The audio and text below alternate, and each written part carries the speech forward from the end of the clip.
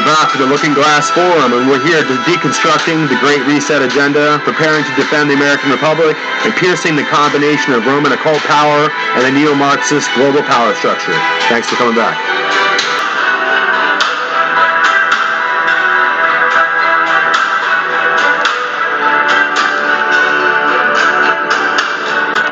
So, back here with the Looking Glass Forum, we have another episode that we're trying to put together here for you. It's kind of like a labor of love, and we definitely want to make sure that we're covering all of our bases and getting as much of the wider, big picture information that's slowly becoming lost to history as we move forward in this era in 2020. The new technology, the smartphones, and where this is all taking us as far as the new technotronic tyranny that we're really looking at.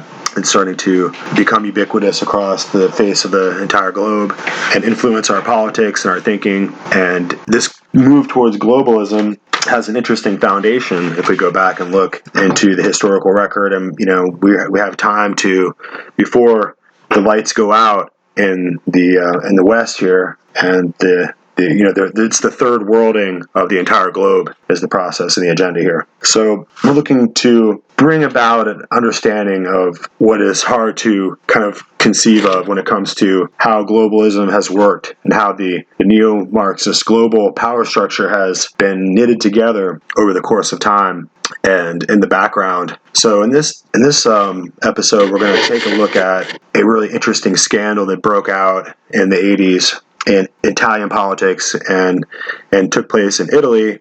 And most people really are unaware of the dynamics of those kind of politics. This is back in the time in the 80s before really the European Union was really fully empowered. It was really the Eurozone. It was the European commercial committees that were really operating at that time. And what happened in the 1980s was an exposure to the public media of what was really a confusing kind of jumble in the public eye when it came to the P2 Lodge. And the P2 Lodge was an Italian lodge of Freemasonry, an esoteric school, if you will, a secret society that operated throughout Italy and specifically in Rome.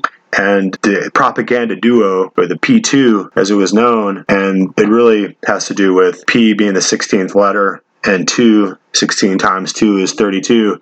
So you can expect that the propaganda duo lodge, or the P2 Lodge, was a lodge of just specifically high-level Freemasons only. So there wouldn't be any first or second or 15th degree Freemasons. This would be a lodge, a secret lodge, an off-the-books lodge, if you will, a shadow lodge that existed and influenced geopolitics and influenced politics in the world's arena. And it was primarily a lodge that had, like we stated, high-level, 32-degree level Freemasons only. And you have to be a high-level Freemason in order to even know about this lodge.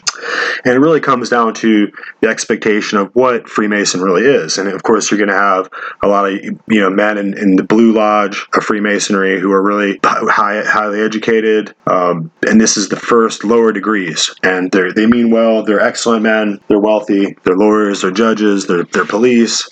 And they do right. But we're really casting the exposure here on is the high levels of Freemasonry, where it gets to be towards the Luciferian mystery religion, the esoteric kind of Babylonian rites, and the kind of dark magic of Freemasonry, if you will. And you have to understand with the P2 Lodge, it had a lot of Roman Catholic cardinals. And to the public eye, to the laity, if you will, you would expect that the Roman Catholic Church of Christianity wouldn't be associated with Freemasonry. But little did you know, you were not expected to know that the Roman Catholic power structure existed long before Freemasonry, and it comes to, and we need to come to know that the Roman Catholic power structure controls Freemasonry for its own purposes. And ultimately, when you get to the higher degrees of Freemasonry, they're Knights of the Rosy Cross, they're Knights of the Templar Knights, they're Knights of the Royal Sun, get into all these knighthood orders. And that presupposes a certain nobility class or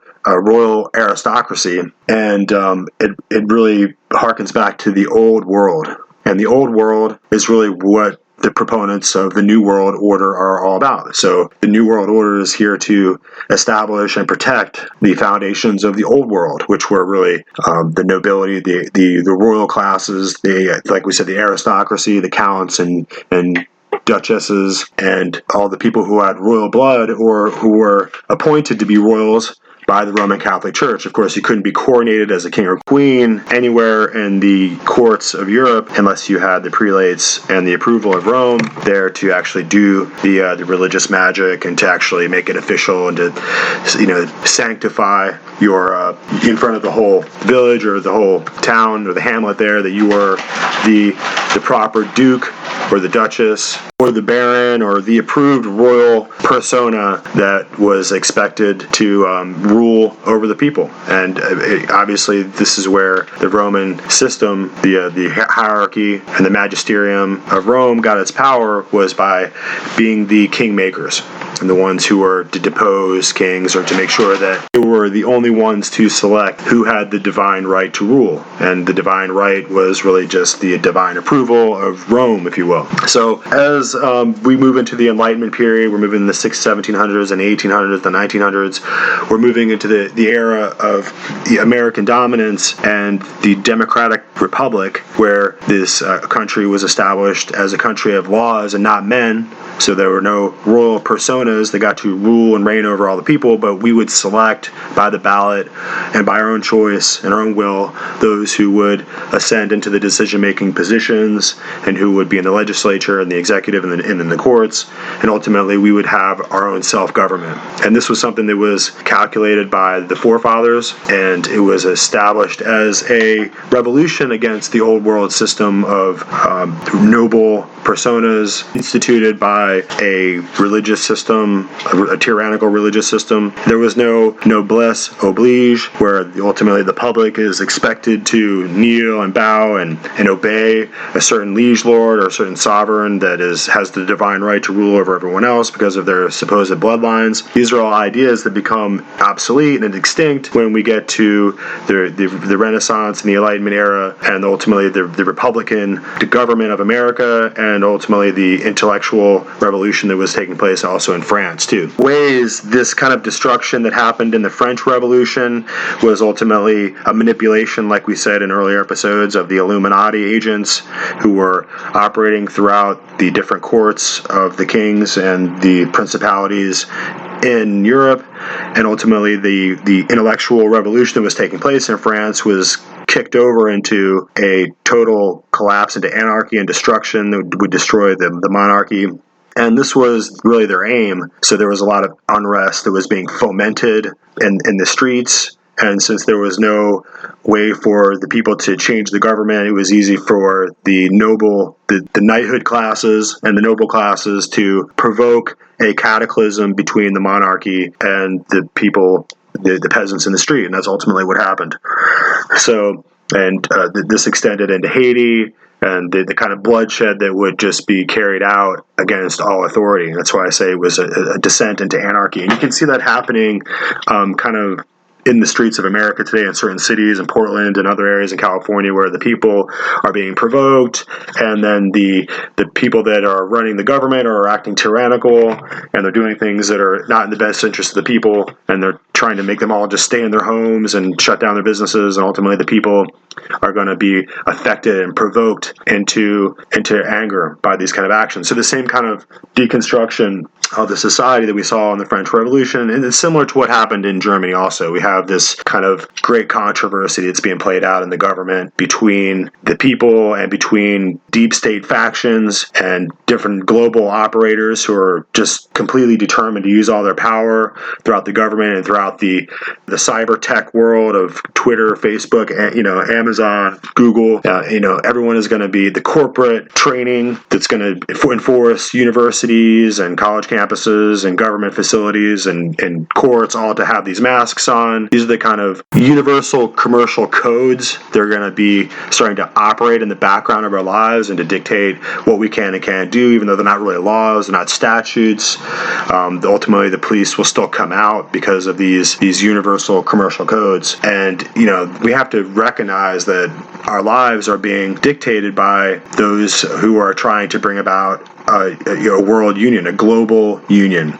And they're operating within the United Nations, and they have a lot of influence in our lives. But what we're really trying to get to here in this episode is this exposure regarding the P2 Lodge, and it really comes down to the person of Roberto Calvi. And Roberto Calvi was a banker. He was the Vatican's banker, and they were into some very shady dealings. And I think that once it became an all-out arena of theft and just graft that tied together the mafia figures with the Freemason Lodge, with the actual curia, with the Vatican's own princes of the church, if you will, the cardinals, then it became an issue when ultimately Roberto Calvi was found hung under Blackfriars Bridge. I believe it's the same bridge where Princess Diana was killed, kind of mysteriously, in that weird, strange accident in the car there. And he was found hung, and he was found with bricks in one pocket and reams of cash in the other. And then, of course, the brick is the main instrument you use if you're a mason when you're building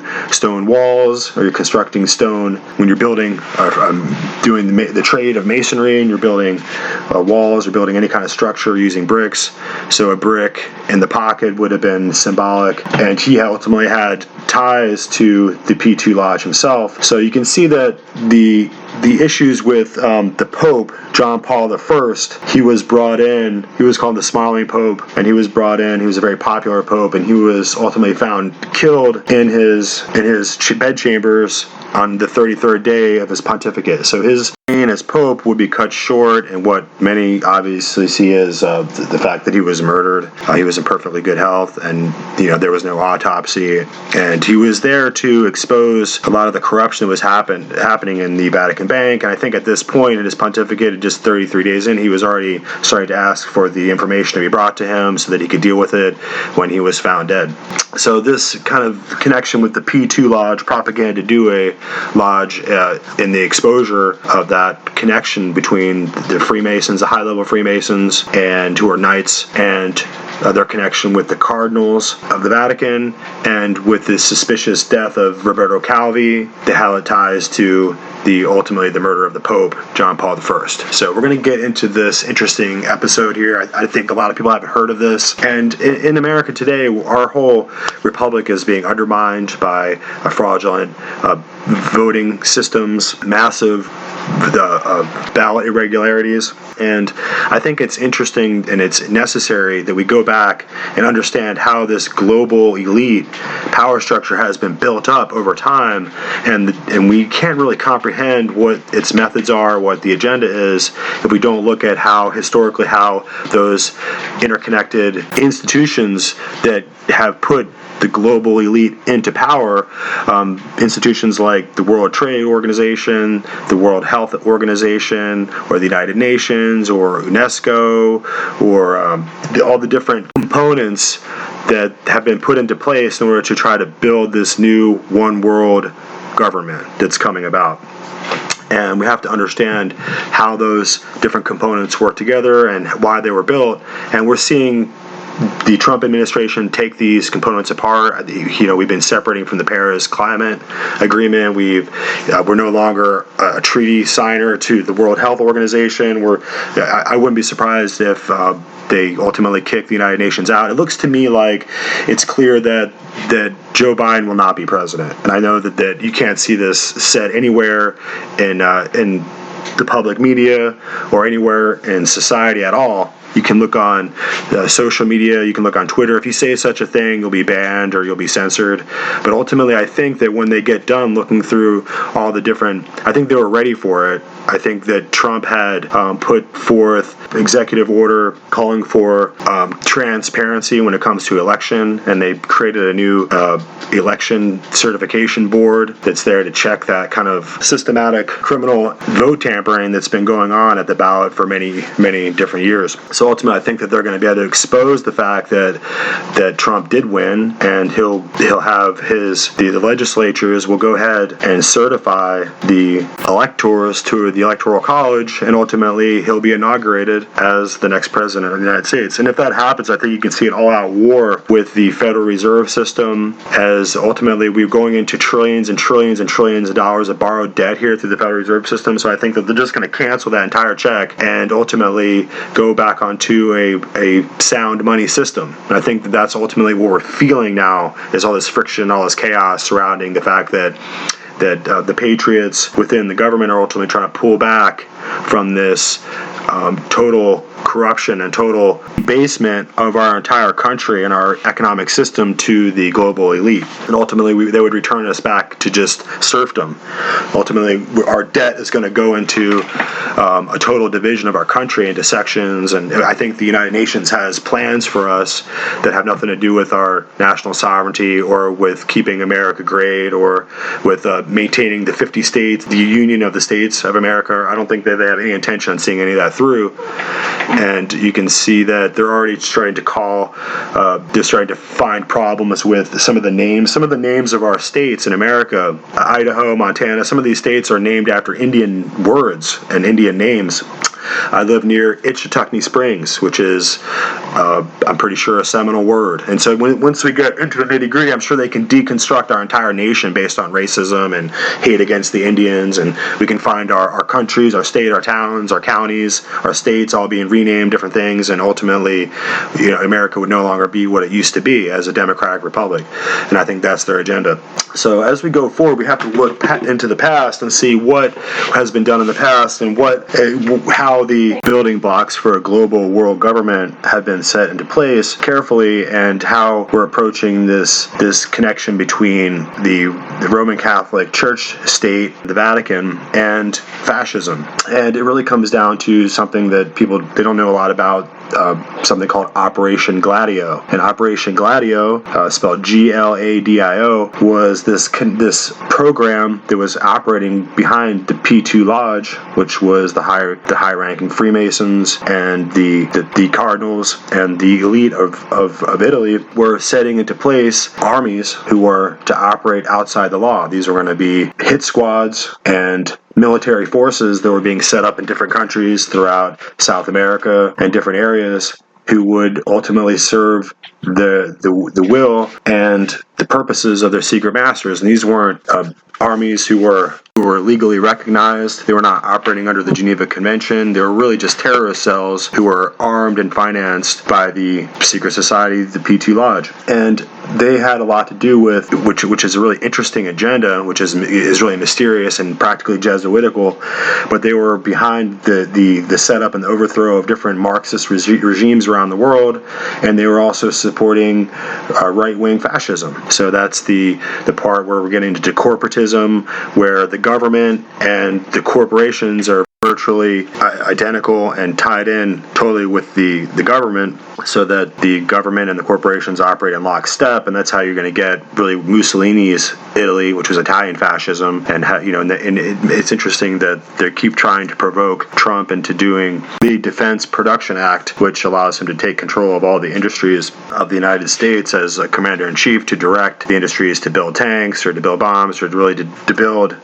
use the industrial powers to do whatever he wants. And ultimately, this is really the actual definition of fascism itself. So before we get into this really interesting discussion about the P2 Lodge, the assassination of Pope John Paul I in 33 days of his pontificate, and Operation Gladio, and ultimately the connection between the Vatican and Freemasonry, and they're feeling the need to have a shadow government and to build hit squads and military off-the-record, military false flag military bases throughout the world is really what was happening there. And really it's just one step away from the mass nations with their hands remaining clean of the Jesuit order. So I have an interesting article here. I just want to read a little bit of it. It's an article by The Independent. It's, of course, Tuesday, December 22nd, 2015, and it's called Licio Gelli, businessman who became the puppet master of the sinister major right-wing organization, P2. He developed a plan for democratic rebirth, his blueprint for a new Italy, purged of destructive left-wing influences, and we'll continue on here. Licio Gelli never wanted for epithets. He was often called the puppet master, or sometimes Belfagor, after the archdevil in the novella by Niccolo Machiavelli, to whom he predictably was also likened. But most importantly and commonly, he was referred to as El Maestro Venerable, the venerable master of the P2 Freemasons Lodge, a sinister organization of right-wing inspiration whose members included top Italian military, police, intelligence officers, as well as prominent bankers, businessmen, journalists, government officials, and a handful of politicians. And it's interesting because it leaves out to say that they had men in the P2 Lodge who were also clerics and cardinals of the Vatican. And it goes on to say P2, or propaganda duo, amounted virtually to a parallel state and was implicated directly or indirectly in most of the scandals, plots, and acts of terrorism that marked the country's dark decades of the 1970s, 80s, from an attempted 1970 coup to the kidnap and assassination of Prime Minister Aldo Moro in 1978, and the Sindona Bank Rambrigiano financial scandals with their links to the Mafia and the Vatican, to the 1980 Bologna station bombing, and other murders and acts of violence. Not until the massive, quote-unquote, clean hands corruption investigation of the early 1990s that brought down Italy's old post-war political order was it truly purged from the system. How much of the P2's activities were orchestrated by Gelli was impossible to say. Italy, in those years, was one gigantic conspiracy theory in which right-wing terrorism seemed to overlap with left-wing terrorism. When the communists knocked at the door of the government, and diverse forces of the Mafia and the Vatican and Freemasonry, combined with the helping hand of the CIA, of course, apparently colluded to deny them. Gelli himself was a product of the recent component of Italian history, fascism. He was not even 20 when he joined Mussolini's volunteer black shirts to help Franco in the Spanish Civil War. He fought for the fascists against the Allies in the Second World War. And so it goes on. It's a really interesting article. You should check it out and read it. And it goes on to talk about John Calvi.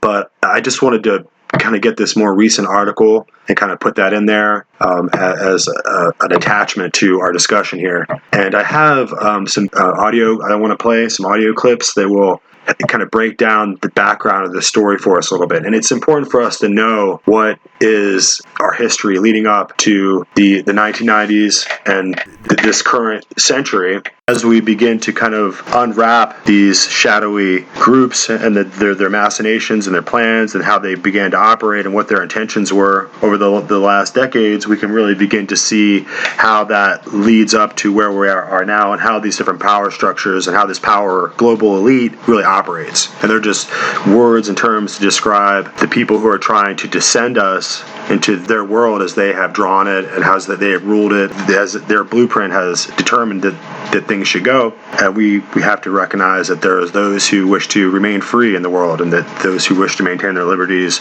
and to maintain American independence. So without going any further, let's listen to this interesting this audio clip I have here. Basically cutting in on Mark Peseo, giving a really interesting discussion on secret societies and his studies and how he is basically through his own research has developed an understanding about the occult and how it connects to the Vatican. So let's listen to some of his interesting discussion here. And they rule from a place of total secrecy and darkness. The only way they can continue their reign is through ignorance. They don't want this knowledge coming out.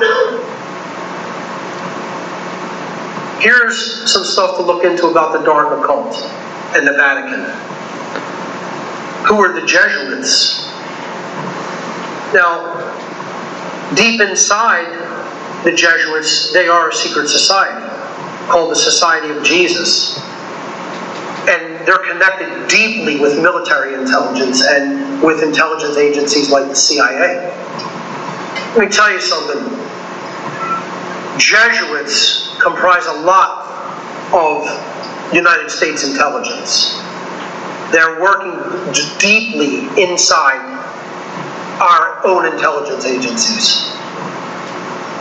Opus Dei, this is a cult organization within the Roman Church in the modern day. Consider themselves the doers of God's work, which is what Opus Dei means, God's work. You want to look up the money connection to all of this? Check out the book God's Banker and the connections to the Propaganda Due Lodge, P2, in Italy, a clandestine Masonic lodge syndicate. This man with the current quote-unquote Pope Francis is Alfonso Nicholas. He's considered the Black Pope of the Jesuit order. Many people say that he sits behind the throne of the Pope and is the real Pope indeed, who doesn't really change during his lifetime. And, the other popes are really just, puppets sitting in, and he's telling them what to do. Now we do have a Jesuit Pope in Francis. He's actually a Jesuit and is obviously very in with the Black Pope, Nicholas. These are wolves in sheep's clothing. This is, what was talked about to beware of in the New Testament. Beware of false prophets which come to you in sheep's clothing, who are inwardly ravening wolves. That's what this priest class is, folks. They want to pretend that they're holy. These aren't holy men. They never have been and never will be. The amount of knowledge that the Vatican hoards and keeps to itself is astronomically insane. Mark Passeo was talking about the Vatican libraries and a lot of the information that is stored there, and people are really find it suspicious, and they want more access to it. And it kind of goes beyond my particular interest point, but there is, of course, a lot of information in the Vatican libraries. But this whole discussion with Mark Passeo is really pointing to a more like intellectual pursuit on his part, where he's not particularly political or religious, but he's really just following the course of history and his research, and really is kind of coming to the conclusion that there's something wrong with the Jesuit order, and there's issues with their meddling in geopolitics and in science and in finance and being these power players towards developing lodges, secret societies, controlling Freemason networks, influencing intelligence agencies, having to do with everything. They're deeply embedded with the Chinese Communist Party, and so on every level around the globe, they have taken an active military interest in hiding behind clerical clothes and the patina of religious garb and speech. They really operate as a military phalanx in order to further the geopolitical hegemony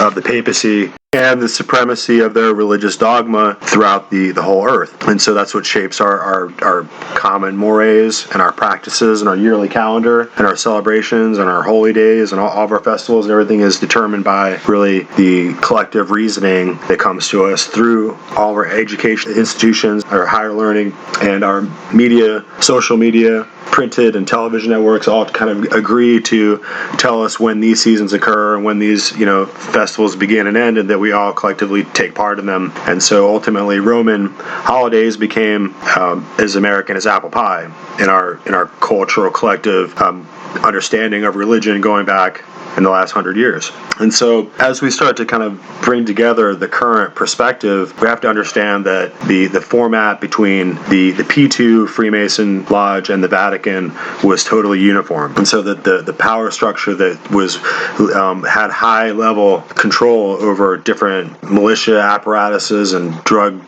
running schemes and Vatican Bank billions and all these cardinals were connected with this Freemason Lodge. And so ultimately, Mark Passeo can be written off as just kind of like a conspiracy theorist, but ultimately his researches could only lead into one pattern of the truth that emerges. And that's really what happens here when we look at the historical account through an unbiased lens. So when we're talking about Operation Gladio and the P2 Lodge, these are things that you've never heard of.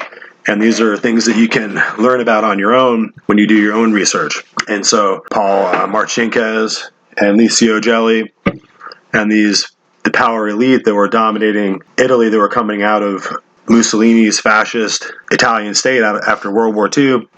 These elite power agents were not interested in allowing for their practices and their operations and their political connections and their affiliates. And ultimately, it comes down to this left versus right paradigm. So they were really funding extremist groups who were on both sides of the political spectrum, whether they're right or left. They were just funding extremism to clash against extremism. And you're going to see that pattern emerging here as we look at our own political paradigm here at home in 2020. So in order to really take this further, we really have to look at some of the more constructive kind of looks at this information, and we're looking at it from the point of view of the investigative journal. I need to know what Greg Anthony has to say about it, so let's take a listen to that.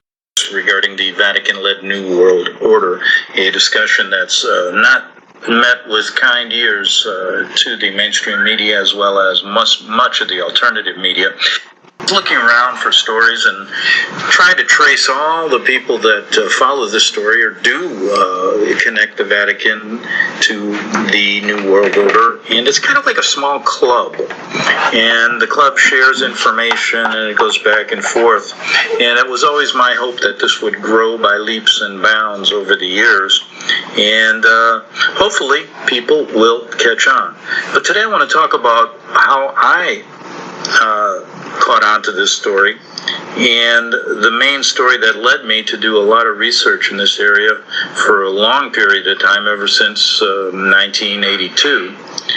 And we'll talk about that, as well as, isn't it interesting, when you talk about dictators in the world, the Vatican is usually behind them as their mentor. We'll get into that as well. So let's discuss the Vatican Bank scandal. And I was in Rome at the time when it occurred, and that's how I learned about the Vatican intrigue and the Jesuit intrigue, not knowing much about it till really this story hit. And let me look at this and talk about this scandal. The Bank of Ambrosiano was an Italian bank which collapsed in 1982. Like I said, I was in Rome when this occurred. At the center of the bank's failure was its chairman, Roberto Calvi, and his membership in the illegal Masonic Lodge, P2, or Propaganda Due. The Vatican Bank was Ambrosiano's main shareholder, and the death of Pope John Paul I in 1978 is not rumored, but was linked to the Ambrosiano scandal, giving one of the subplots of The Godfather Part 3. Remember that movie? Of course you do. The Vatican Bank was also accused of funneling covert United States funds to Solidarity and the Contras through Banco Ambrosiano. Now, Propaganda Due and the P2 Masonic Lodge. How many shows have we done on that? Many, many over the years. And Propaganda Due, or P2, was a Masonic lodge operating under the jurisdiction of the Grand Orient of Italy from 1945 to 1976, when its charter was finally withdrawn and a pseudo-Masonic or black or covert lodge operating illegally in contravention of the Italian constitutional laws banning secret lodges and membership of government officials in secret membership organizations from 1976 to 1981. Now, during the years that the lodge was headed by Licio Gelli, and we've talked about him many, many times, P2 was implicated in numerous Italian crimes and mysteries, including the nationwide bribe scandal called, there was one huge nationwide bribe scandal, the collapse of the Vatican Bank-affiliated Bank of Ambrosiano, and the murders of journalists Mino Pecorelli and banker Roberto Calvi. Now let's look back a little bit at who Calvi was. He was born in 1920, died in 1982, and was killed. Was an Italian banker dubbed God's banker by the press due to his close association with the Vatican. A native of Milan, Calvi was the chairman of the Banco Ambrosiano, which collapsed in one of modern Italy's biggest political scandals, and his death in London in June 1982 has been the source of enduring controversy. He was found hung under the Blackfriars Bridge. Calvi's death was ruled as murder after 2 coroner inquests and an independent investigation. And in June 2007, 5 people were acquitted of his murder after a trial in Rome. Claims have been made that Calvi's death involved the Vatican Bank, Banco Ambrosiano's main shareholder, the Mafia, which may have used Banco Ambrosiano for money laundering, and Propaganda Due and the P2 Masonic Lodge. Now, just to touch on Licio Gelli, you can go back to many of my shows. We did in-depth interviews, as well as interviewed people who were very close to Licio Gelli. Now, he was born in 1919. He's considered an Italian financier, chiefly known for his role in the Bank of Ambrosiano scandal. He was revealed in 1981 as being the venerable master of the clandestine Masonic Lodge Propaganda Due. Now, you can get a lot more of this information on Licio Gelli if you go to many of my old shows and talk about his involvement with the CIA as well as other covert organizations. And Licio Gelli was also at Ronald Reagan's inauguration. They were quite close, I'm told. But anyway, regarding P2, when I was there, a huge scandal erupted when over 150 high-level bishops, some cardinals, including Cardinal Paul Marcinkus, who we're going to talk about today, head of the Vatican Bank at the time of this scandal, were outed as being members of the P2 Masonic Lodge. Now, according to Vatican canon law, anyone who is a member of a Masonic Lodge is immediately excommunicated.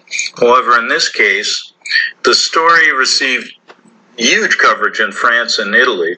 No one was ever excommunicated, and the story never seemed to make its way to American shores, and I can attest to that because I tried writing some things that would never get here and never be printed by either AP or UPI, the wire services at the time in Rome. Now, another story here, you got to understand this. Paul Marcinkus's connection to this scandal and to the murder of Roberto Calvi. Now, when I was there, I tried to interview Marcinkus after he was indicted by the Italian government for bank fraud, later airlifted by the American military to a archdiocese in Phoenix, where he lived until about, when was it, 2009? Maybe 8-9 years ago. I'm a little fuzzy on that, where he died. And I'll get into a little bit of a story, a personal story on that end. But it was impossible to interview Marcinkus. He was flown out by the American military, protected from the Italian government because of Rome being, Vatican being a separate city-state. And in turn, it was learned that the Italian government was paid off over $225 million to eventually forget about the charges. However, the family of Calvi and the Italian government never did forget about the possibility of Marcinkus' connection to Calvi's murder. And even as late as less than 7 or 8 years ago, the case was reopened in Rome, and the Italian press and prosecutors were hot on Marcinkus' tail here, even coming to America to try to interview him. So we'll just leave off his interview right there, and that's Investigative Journal. You can look up his interviews; are really interesting. And in order to kind of flesh out this whole idea some more, we have to really look at an interesting author. And it's not the same David Yallop author. It's kind of there was a secondary author, Gerald Posner, who did some interesting books on the whole subject, having to do with the Vatican Bank scandals, the P2 Lodge, concerning God's banker, Roberto Calvi, who was hung at Blackfriars Bridge. So he is going to have this interview with conversations with great minds, and he really is the one who's going to bring out the Opus Dei connection. So Opus Dei is going to be directly connected with the power structure and how it's run as far as geopolitically and interpersonally and throughout the world. And Opus Dei, God's work, is really the meaning of the words, and it really has to do with the great work, the Opus Dei, and so Freemasonry is really just the same synonymous terminology. So Masonry is the work, where you build up the buildings and you build the stone and you're the builder, and you're doing it freely. You're not a slave mason, you're a Freemason. So Freemasons are directly connected to the idea of God's work, or working the work of God, and it's still the free work, the Freemasonry. Opus Dei and Freemasonry are the same kind of Freemasonic secret society structure, and they one is supposed to be pagan and the other is supposed to be a Catholic order, a lay order, but ultimately they're really identical in their structure and their nature. So Gerald Posner is going to really bring into view this kind of research, deeper research level in his book. So let's give this interview a chance to really inform our perspective on the whole matter. Tonight's Conversations with Great Minds with Gerald Posner. Gerald is the author of 11 books, including New York Times bestsellers, a finalist for the Pulitzer in History. His newest book, God's Bankers, A History of Money and Power at the Vatican. Gerald, this fellow is Sindona. Do I have that right? Exactly, you do. At the bank, at the Vatican, and they were, and apparently he thought that he was going to, well, you tell the story rather than my trying to tell the story with my memory here. Tom, Tom, Sindona is one of these great characters. Michele Sindona was one of the most prominent Italian financiers and businessmen in the 1960s and into the 70s. He was written about in Time magazine, the New York Times. They called him a leading figure as an attorney, was putting together these complicated deals and tax deals and companies. He came to the United States. He bought Franklin National, one of the biggest banks, was the largest at that time for a couple $2 billion. Also turned out to be the largest bankruptcy when it eventually went under. He's indicted for fraud, even though he is the Pope's banker by the mid-1960s. He's in there with the Vatican Bank doing all types of business. It turns out that Sindona hired a hitman to kill the Italian magistrate who was investigating him. He's indicted here in the U.S. on fraud charges. He goes back to Italy. The Vatican Bank is worried that he's going to bring them down with him. He's convicted. He goes to jail, and he's in for only a couple of days. As you said before the break, they have built a special wing for him because they know that he's at such risk. He's in his own section with guards around the clock in 3 different shifts watching him with a camera on him all the time. His food is prepared in a special section of the kitchen, watched by somebody when it's put together and then brought in sealed containers down to the jail when it's opened up in front of another guard and then given to him. And what happens? Exactly what they're afraid of. He stumbles out of the bathroom at some point on the second day after he's put in, gasping in his throat and saying, I've been poisoned, and falls down. An autopsy shows it's cyanide. And then the question becomes murder or suicide. The inquest says suicide. Nobody can prove otherwise, and the case remains closed to this day with a lot of question marks around it. And your footnote seems to suggest that you believe that it was suicide. Is that the case? At least a lawyer who represented him, Ivan Fisher, who represented a lot of mob clients in New York and represented the Pizza Connection mafia case in Italians. He had represented Sindona on one of his appeals in the U.S. He said from what he knew of Michele Sindona, he was such a proud and arrogant person that he thought he had gone back to Italy to beat the charges against him.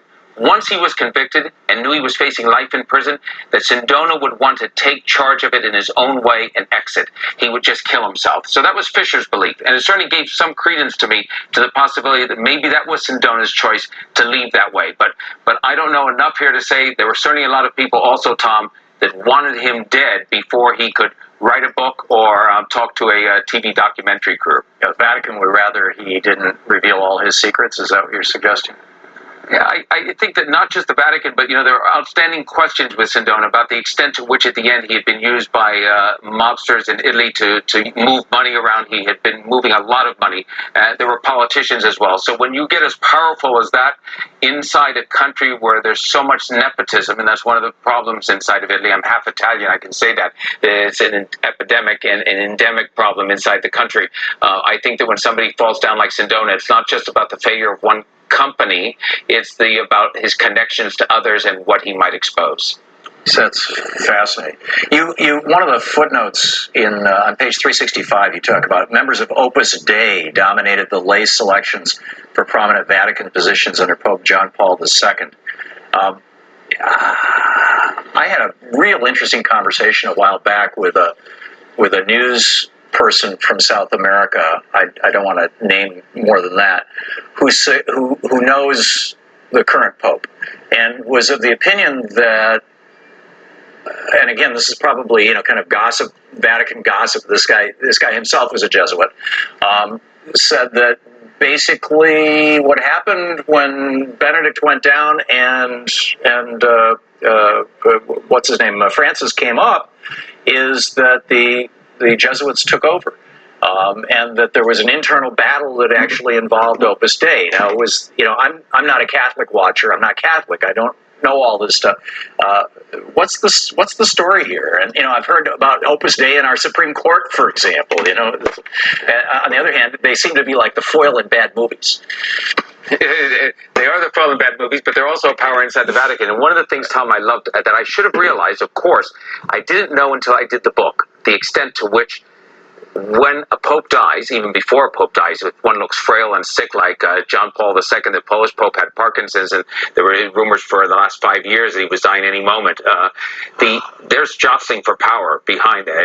Even though technically they say they go into the conclave to select a pope and the Holy Spirit comes down and they're led to select one, there's an internecine warfare between different factions to get the power. The traditionalists versus the progressives, those who are aligned with one religious order versus another. So Opus Dei was a group that made famous, I guess, in some ways in the Da Vinci Code and in other bad books or good books in terms of how you view it. But it's a personal order in which they had wanted for a long time to be a personal order of the Pope. They had appealed to Pope Paul VI in the 60s and into the early 70s to become that personal prelature, it's called, and they were always denied. John Paul II changed all of that. The Polish Pope in 1978 makes them right next to the Pope. And as you said, they start to filter into the Vatican a real power source. Then, under Benedict, the German Pope, the one right before Francis, they start to lose a little bit of their power, and the Salesians, a different order, start to gain power. They become the Secretary of State, and you see them moving up. And now under Francis, Opus Dei gets pushed back a little bit.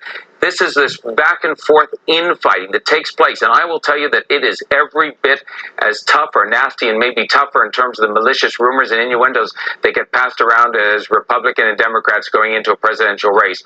They're fighting in the end for power. The world's largest faith, or just about, vying with Muslims for that, and its own country. They're certainly pushing each other hard back and forth.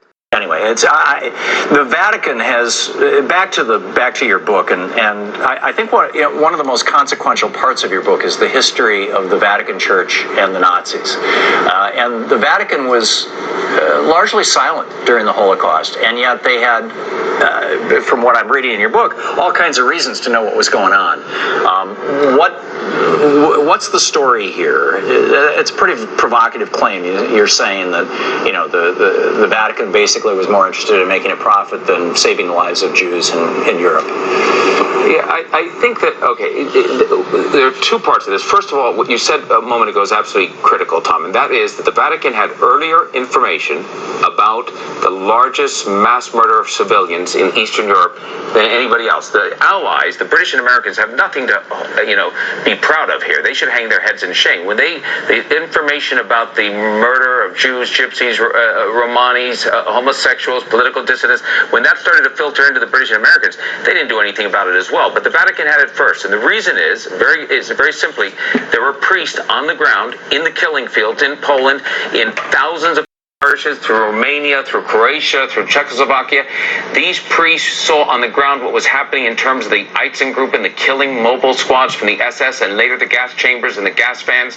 They reported it back to their bishops, who would send it in diplomatic pouches back to Rome, where it would land on the Secretary of State's office, and every day 2 members of the Secretary of State's office would meet with the Pope.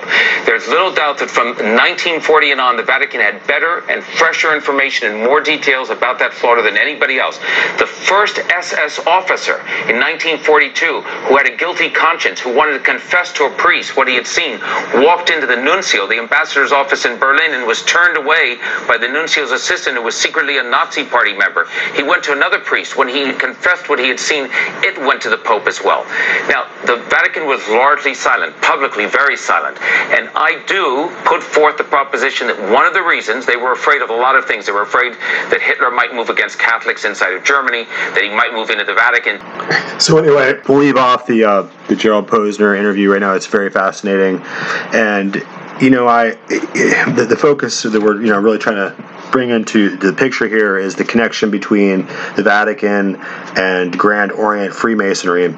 And really, the ultimate kind of background issue that doesn't get talked about very often is the Operation Gladio situation that was exposed, and the fact that there were so many high-level cardinals and Vatican officials that were in the P2 Lodge there in Italy, and that as a high-ranking, as a 32-degree level Freemason, you have to recognize that their connection to the wider global community, and the fact that Banco Ambrosiano had come in and bought one of the largest banks in America at the time, and ultimately it collapsed. It's really a huge scandal that Americans have no idea about. And if you don't understand this kind of background history and the work that was done to bring out a lot of this information, that you really don't have an idea how these different networks work together and how the global community today is operating, and you don't understand the kind of power structure that's behind it, as far as we're going into a technotronic era where everything is digital, the cybernetic warfare that's going to kind of come around, the whole idea of mass censorship that we're seeing through Twitter and Facebook and other groups who just are ultimately going to determine that you're just deplatformed and you're deleted. And we have to understand that how restrictive the system is towards allowing you to have your own perspective or to freely research different ideas that they're not interested in, and allowing you to proliferate. So that's why you'll find that people are rarely allowed to be exposed to this kind of information in the first place, and you're never allowed to learn from it and be educated on the ways of the world and how international politics really looks, and the nature of the world's largest religion that everyone is participating in as if it's just Americana. And so I'm just here to challenge the kind of status quo with this new information, to bring about a new perspective with things that you otherwise might not be able to hear at all. So it becomes a matter of history to our point of view now in 2020, as we look back and we can see that as far as the Vatican bank scandal, and we can see how the Odessa, what was called the Odessa, were really the rat lines that were filtering high-level Nazi officials out of Germany into South America, and especially into Argentina, and ultimately Operation Gladio, which was creating fascist paramilitary organizations all over the world, were something that were being exposed in the 80s were considered just conspiracy theory, just wild tangent ideas that could be easily dismissed as just nonsense and like I said, just wild conspiracy theories. And we can see now in our current era that those things were actually substantively true, and that they were things that affected our current situation now in history. We're in a different era. We're looking at drone technology and high-level robotics. We're looking at a trip to Mars. We're looking at huge information databases and lightning fast internet speeds that allow us to have an interconnected world through social media organizations that can ban us and track us. And so when we go back into the 1980s, when we still had rotary telephones, to talk about some of these issues like the Gladio, Black Ops networks were just something that were completely wild and crazy. But now, we can see that the easiest way to make this argument substantive to your mind is to really go back in time. So if we go back to the middle of 1981 and we listen to Mae Brussel as she discusses her point of view, her perspective at the time when she's actually dealing with the revelation of these events into the newspapers, when they're so completely exposed they can't even be hidden anymore, and the media can't be manipulated any further, and finally the headlines are talking all about these murders and the P2 Freemason Lodge and the Vatican connections. We have to understand how that must have sounded at the time. So let's listen to Mae Brussel as she discusses the issues. Just last week on a Reuters news story, Masonic Lodge scandal shakes Italian regime. And most of this broadcast this evening is going into the background of that scandal as it broke just this week because of the interlocking links to the assassination attempt on Ronald Reagan and the assassination attempt on Pope John Paul II, and then hopefully get through enough material on this scandal and other material in the next week or two to show the interconnections between between those two events and the scandal breaking in Italy at this time. Since the first of the year, just before 1981, John Lennon was shot in December of 1980. Then there was the assassination plot in Spain, a coup to kill the King of Spain. Those plans to kill the royal family were revealed last week after the seizure of the bank by the fascist group in Spain. February 1980 was the first attempted coup, and the murder plots just came out this week. The Bolivian government has changed hands in the last week. They agreed military dictators would change seats so that government has toppled. This past week, there was a murder attempt in the United States on the President of the United States, a murder attempt on the Pope. 2 months later, the President of Bangladesh was murdered yesterday, and the President of Ecuador was murdered just last Sunday night. When I was coming to KLRB, I heard about it. So a lot of heads of states are falling. There are a lot of people behind these assassination attempts. Whether the murders are successful or merely attempts, there are a warning of what to expect in the future. And I'm going into the Italian scandal in just a few moments.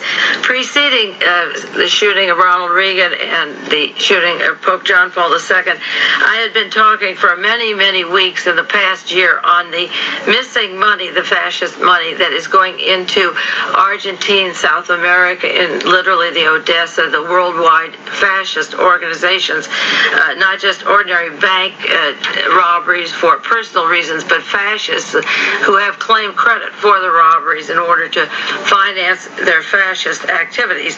I've talked about $60 million involved with a Jack Bender going down to Uruguay and with Mengele's down there, and fascist money from Toronto, Canada to Swiss insurance companies to Los Angeles, Monaco, and a fellow out of Philippines who removed $18 million, and then another $100 million, Billy D. And I did a program on West Germany's bank heists, money being taken out of San Francisco, robberies, $45 million in the past year or so. The Wells Fargo, $200 to $300 million missing. The Michael Sindona scandal of the Vatican money and interlocking links to organized crime, the $45 million out of the Franklin National Bank alone.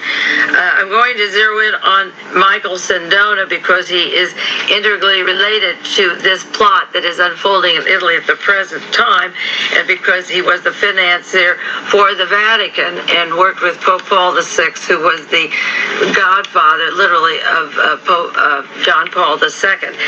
The missing money of Sindona and its interconnecting links to organized crime and the mob and the Vatican now unfolds with its links to Argentina and to a secret organization inside of Italy that has allegiance to a fascist group that worked with Mussolini as against the real allegiance to the Vatican or the Pope. I've been saying that that was the role of Sindona a long time, and now this evidence is coming out. Sindona was under investigation for $11 million that went to this country to the Christian Democratic Party in Italy that he was funding, and members of that party are caught in the scandal. And also the Great Nugan Hand Bank, the CIA bank from Australia, was funding the Christian Democratic Party also, so that the organized crime, the CIA, the heroin traffic was coming into the political party in Italy that is now being changing hands and being removed because of this terrible scandal that's taking place. Before I go into that for one moment, I want to call attention to an article in the Wall Street Journal this past week, May 21st. It's called "An Inside Job Like Wells Fargo Case. The Chase Manhattan Bank in New York is missing $20 million." I did a list of millions of dollars adding up to about $22 billion that this particular team have access to, which is a large amount of money for espionage or coup d'etats or silencing police forces. And the latest missing money, in quotes, is from Chase Manhattan, that has tentacles to people working inside the organization in New York, who longtime workers, 26 years at the bank, and another one 14 years, and now they're saying, oh, we have our problems too. We happen to be missing $20 million. What they do is pluck $20 million out and give it to particular agents that aren't on the book of the intelligence community, like the CIA or the FBI or the National Security Agency. They chalk it up to a bank loss, and then that money goes to fund espionage operations wherever they want them to go. Now, in as much as time allows, when I get through discussing the Masonic Lodge scandal in Italy, I will continue on with the Nugan Hand Bank story and its links to the Italian teams, the Nugan Hand stories, and the links to the Vatican, the Christian Democratic Party as the recipients of funds from both places, the missing millions of the Italian government scandal. I talked about that on KLRB March 15th, 1981, called Fraudissimo, about the missing money, and that is the money that is causing the Italian government to change hands, but not only the government, but high officials in the government. And then I want to go into the dual job of Paul C. Marcinkus. He's the bishop in charge of the Pope. He's the chief bodyguard for the Pope wherever he travels out of Rome. And he also happens to be the highest ranking American in the Vatican and the president of the Vatican Bank.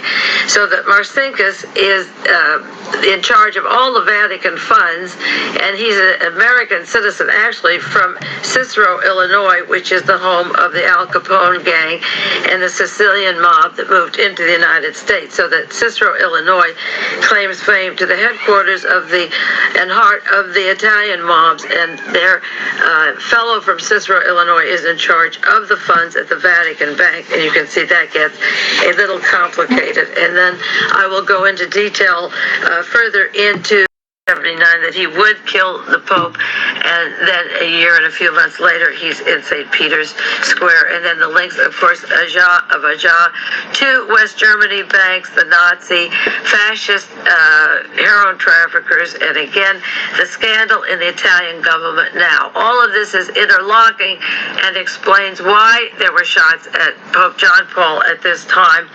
The link of heroin traffic and a fascism that did not end with World War II, but which is very ripe, and a peak of it came out just this past week. We got a good view of it just in a few news stories that I'm going to share with you in case you missed it or didn't see it. Some of the papers had a Washington Post back on page 28 instead of a headline story, which it should have been. But just before I get to that in detail, I do want to mention again a very quiet story that didn't make the headlines everywhere. The New York Daily News or the New York Post, one of the two, had a large story this week that Joseph Mengele, the notorious angel of death from Auschwitz, has been very much alive in New Jersey and Westchester, New York. He has a relative living in New Jersey who has a farm manufacturing company called Krona Mengele's Numier, and he also worked for that. The firm is well known in Germany. When he left Auschwitz, he never was wanted as a war criminal. He was never wanted at Nuremberg trials, and when he was recognized in Germany, he went on down to South America. And I've alleged for a long time that Mengele has been in and out of this country, that the FBI has documents communicating with specific hand signs that they had learned in their masonry. This goes into the chronology in 1735, the introduction of the Masons into Portugal, Russia, and Italy, and then it updates it to the Council of Foreign Relations in 1921 that was formed in England. Mussolini with his links to the Italian and British intelligence coming together with the mafia from Sicily, and then the connecting links of Hitler's National Socialist Party in 1923 in Germany, and the Teapot Dome scandal with President Harding.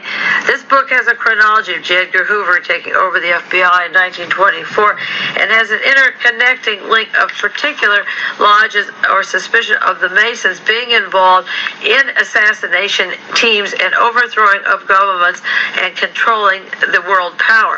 So as he follows this chronology through all of the various episodes, it's interesting to see it coming out in the terms of a Mason scandal and involving assassination teams down from Argentina and banking scandals of money that have gone into fascist organizations of heroin traffic and assassination squads combined with financiers from the Vatican. The thing that is so unusual about this case is breaking this week is pinning it to a lodge in the Masons, because if a person wants to understand them, you can read the book The Illuminates and get a vision of it. So when we go back to 1982 and we listen to these interesting discussions here by Mae Brussel, and she's on AM radio, and she has her rotary phone at her microphone, and she has her news article clippings. And even at that time, she was able to put together the background picture of what was really then truly conspiracy theory. And now, as we are here in 2020, we can clearly see that these high-ranking Nazi officials did leave for South America en masse, and ultimately these different Odessa operations and Operation Gladio that set up fascist operations all throughout the world actually did, in fact, go into effect as a matter of history, and they did have terrible consequences. She names all the different kinds of assassinations that were toppling the world at the time in the 80s, and you have to understand that all this information was having to do with the banking scandal surrounding the murder of the Pope just 5 years before. Pope John Paul I was ultimately found dead after 33 days. And all this is as an after effect of the fascist movement as it had just collapsed France and Poland and Germany and helped basically destroy France and America in the 30s and 40s, was now not gone at all, but had switched gears and was actively subverting the world in other ways. And you can see now that the world's built up into these large treaty organizations like the World Bank and the World Trade Organization and the International Monetary Fund and ultimately the Trilateral Commission. All these different global think tanks that work together to shape the world as it is at this point are ultimately really the foreplans of these fascist organizations that were being financed by different dark lodges, Freemason lodges that were not chartered or recognized by anyone. And ultimately, these were pirate factions that were operating within geopolitics that are killing off world leaders, killing off presidents, killing off popes, killing off large bank presidents, and dissipating into the background, just as the high-level Nazi officials during Operation Paperclip were given passports by the International Red Cross and by the Vatican to travel all over the world and to escape the Nuremberg trials. These are the kind of different machinations and secret operations that were happening in the mid and late 1900s. And now that we're going into the 2000s, into this millennia, going into 2021 and 2022, you have to be aware of the power elite and how they're working to really liquidate all their enemies. And if you think that for 1 minute that they won't have the continental United States totally invaded with a naval invasion from Russia and China, or just have this place softened up with nuclear weapons, or cause mass race riots, or do all those things at the same time, then you have completely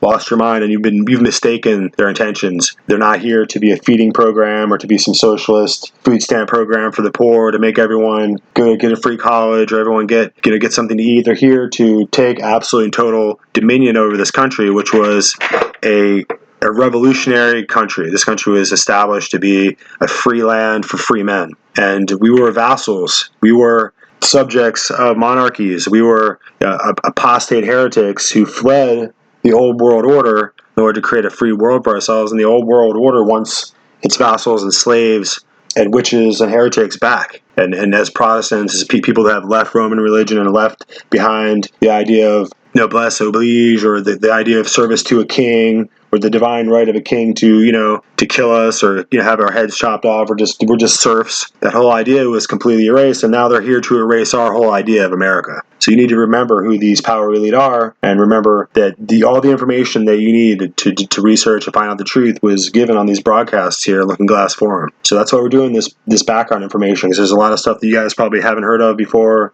These are ideas that have been swept aside as crazy conspiracy theories.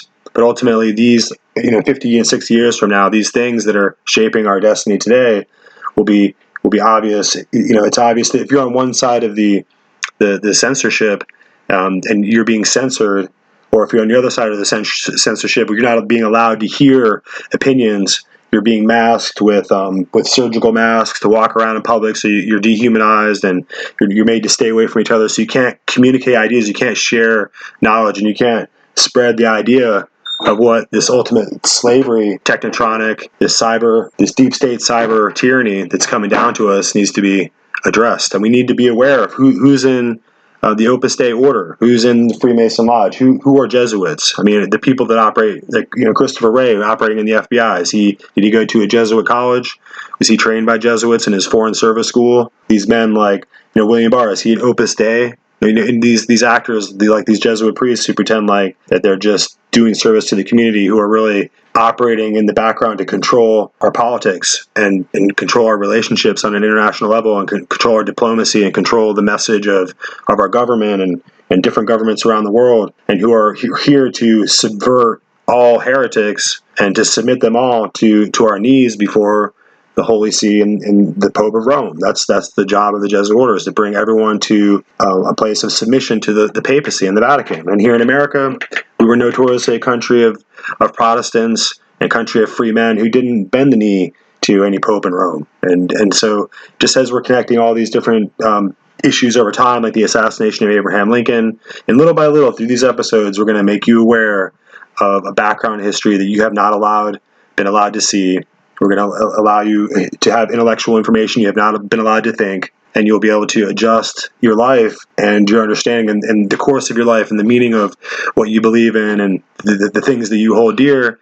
You'll be able to understand them in a new way when you understand what America is and how important our republic and our Constitution is in this fight against the old world order. And ultimately, we have to be able to stand up as a people and lead the world and show other places, like countries like Slovenia, or like cities like Toronto, or places like Spain and Portugal. We need to lead the world and show the young people and the people of the world how to be free, and the personal responsibility that is required in order to make sure that even the minority is protected, even those people out there that have no power, no strength, and no rights, that their voices are heard, and that elections are made free, and they can't be stolen by a cabal of criminal perverts and idiots. And that's what they are, these pedophile island people. Nobody wants to talk about the Jeffrey Epstein scandal anymore, and it's just kind of getting washed under the table. It really touched a lot of people in Washington, didn't it? There's a lot of people that they couldn't allow that information to come out. And we were just reading a headline today, and we were laughing because a close aide of the Clinton administration, Bill Clinton, has finally come out on record and testified and said that Bill Clinton did go to Jeffrey Epstein Island in 2003. So now, Bill Clinton's all impotent and old and disgusting, but back in 2003, he was still, he was Wild Bill. He could still go over there and get with some of that, underage, pedophile island situation there. So he went to a Jesuit college, so did Hillary. So you need to be aware of what is really going on when you think that you know what politics are. You think you're red or blue, or you think you know what. You're being divided against each other. And you need to be aware of Operation Gladio. You never heard of that? You never heard of fascist black ops in the background? Black flag organizations that were sent into countries to disrupt and to take on the artifice of particular inflammatory political groups in order to incite one side against the other, in order to overthrow a whole government regime. That's happened over and over again, but you were just unaware of it. You were unaware of what the CIA's secret black ops programs are all about. Now Black Lives Matter and Antifa are here with their black lock, and you're too dumb to see what it is. And you need to be made aware. You need to be educated. That's what I'm doing here tonight, is I'm educating you so that you can be made aware. So you can spend time with me. You can email me. We can do things on a personal level, because now I've helped you to have true information, and you're not just like an ignorant fool. I can't stand to be around people who are just ignorant, who can't even hold a conversation because they really don't know the true facts of history. So now you can be made aware of how it is to be informed and to be enlightened, and you can take some of these episodes and take the information and research it for yourself, and you can be an autodidactic. You can learn how to self-educate, not just be one of the Smurfs out there, the intellectual idiots who are just useful fools, and who are just ultimately going to be cannon fodder when these power elite decide to descend our country into flames and ruin. And we have to learn how to stand up for each other as Americans and be smarter than these politics of division. So I'm going to leave you with one little more piece of audio here. And this is Peter Lavinda. And he's doing a discussion about Freemasonry and about the development of Freemasonry within our society. And I'll just leave you with this final little audio. Have a great night. We're very strong ideals and very strong opinions about the rights of human beings, the necessity for freedom, freedom from tyranny. I think all of these concepts, and including religious tyranny, by the way, I think all of this was part of the movement that created the American Revolution. But I think, like anything else, once a society finds itself accepted as part of society, suddenly it becomes entrenched in that society. It takes on some of the worst aspects of that society. In the desire to become all-inclusive, you begin to bring people into your organization who do not hold the same ideals, who are not the same people as when you started. So you suddenly it becomes an institution. Like the Catholic Church for 300 years existed underground. It was persecuted. They had to meet at night in catacombs. Suddenly, with Constantine, they become a state religion. And within 1,000 years, suddenly, the Catholic Church has become this monolithic operation which owns land, which controls governments, which decides who's going to be a king or not. I don't think Jesus, in his, wandering through Palestine, had this idea in his mind. Yeah. So the same thing with Freemasonry. I think that Freemasonry initially was a movement of resistance against monarchy, resistance against organized religion, resistance against any group that would try to tell you how to think or how to live. I think that was pure in that case. And I think, like the church, with the passage of time, and when it became almost a state function, that's when you saw corruption enter into Freemasonry. That's how you could have a propaganda due in Italy, where you could have fascists and right-wing, assassins as Freemasons. I mean, there was no pretense at Masonic ideals anymore, at Enlightenment ideals. It was gone. It was disappeared. We were back to, monarchy concepts. So I think that's what happened. Freemasonry became sidetracked. I don't say all of it. I think there's a lot of Freemasonic organizations that are still trying to adhere to these ideas, but when you have presidents of the United States who are Freemasons, you naturally start to ask yourself, is that a good thing or a bad thing? What does that really mean?